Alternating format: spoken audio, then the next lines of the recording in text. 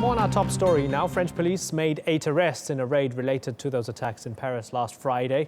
Now, at least 2 suspects, as I said, were killed in that operation. Let's broaden this out, talk about the fight against Daesh. Let's bring in former CIA agent Jack Rice, who joins me now from Minneapolis. Thanks a lot for joining us, Mr. Rice. After the plane bombing, possible bombing, and crash in the Sinai, after Beirut, after Paris, how would you define this enemy? Well, let's face it, they're successful. I mean, they're smart, they're thoughtful, they're coordinated, they're thinking about what they're doing. And the whole concept of using Beirut, the whole concept of using Paris as really iconic backdrops to really establish what it is that they can do really shows that they're thinking about this, and the impact can be seen on a worldwide basis. We're all watching, we're all talking about it now. From the French to the Russians, to the Turks, to the Americans, does anyone know how to really fight ISIS? Well, the only way to really fight them is to have a really coordinated effort. And let's be clear, the coordinated effort isn't just the French, the Americans, and the Russians. I mean, you're starting to see President Hollande actually going to the White House and then going to the Kremlin.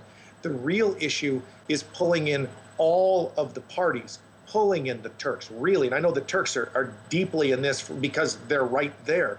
But I'm also talking about pulling in the other major parties in the Middle East. That is critical too. And when everybody is on the table together, everybody focuses upon it, and they haven't. Only then do I think that they can have some success, because they aren't right now.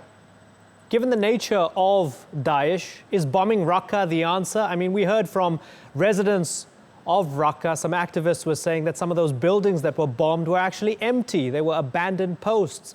Was bombing of Raqqa just for domestic purposes only, to show people that the French and others are doing something? No, I think that simply bombing an empty building simply is not going to be the answer. It's certainly not enough. I mean, it's a start to realize that if they're going to go in and fight this fight, they need to legitimately do that. They really haven't done this yet, and to simply go in and take out empty buildings is insufficient at this point. The real question is whether or not everybody really has the desire to go forward and really root out this terrorist group. Is it a game of whack-a-mole at the moment? It is. It absolutely is. But, you know, part of the problem, and I think about this, I recall working myself as a journalist working in Turkey. I was down in Diyarbakir and then went over into northern Iraq and elsewhere into Syria, and following the PKK. And one of the complications right now is one of the closest allies that the Americans have in Syria is a Kurdish group, which is essentially the equivalent of the PKK just south of the border.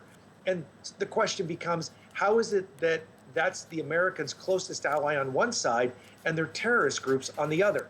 That is part of the complication, and it seems that the Americans haven't quite reconciled that issue. Frankly, many haven't reconciled that issue.